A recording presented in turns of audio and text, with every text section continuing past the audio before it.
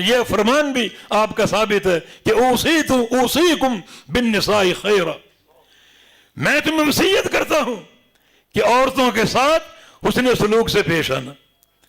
یہ تمہاری گھروں کی بیویاں نوکرانیاں یہ باندھی نہیں ہیں کہ جو چاہو ظلم و ستم ڈھاؤ، ان کے تمہارے برابر کے حقوق ہیں۔ اچھے طریقے سے پیش آنا، اچھے رویے سے پیش آنا۔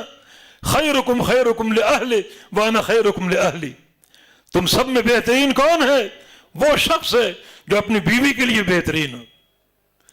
یہ خیر کی تعریف ہو رہی ہے۔ ایک بندہ بہترین کب ہوتا ہے؟ سن لو، کس شہادت پر سب سے بہترین ہے؟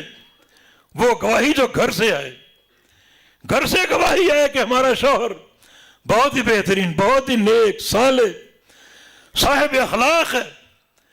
باہر تو تم کوئی بھی روپ دھار سکتے ہو، باہر تمہاری لالچیں ہوتی ہیں، لوگوں سے میل جول ہوتا ہے، ذاتی مفادات ہوتے ہیں، بڑے متقی بنے پھرتے ہو، اچھے اخلاق سے لوگوں سے پیش آتے ہو، خندہ پیشانی سے ملتے ہو، اور گھر پہنچتے تو ماتھے پر بل، بد اخلاق بن جاتے ہو۔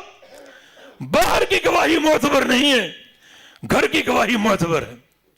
کان رسول اللہ صلی اللہ علیہ وسلم فی محنت اہلہ، اللہ کے پیارے پیغمبر اکرم الخلائق، تمام اولاد آدم کے سردار، مگر جب گھر میں ہوتے تو اپنے گھر والوں کا ہاتھ بٹایا کرتے تھے، گھر والوں کی خدمت کیا کرتے تھے۔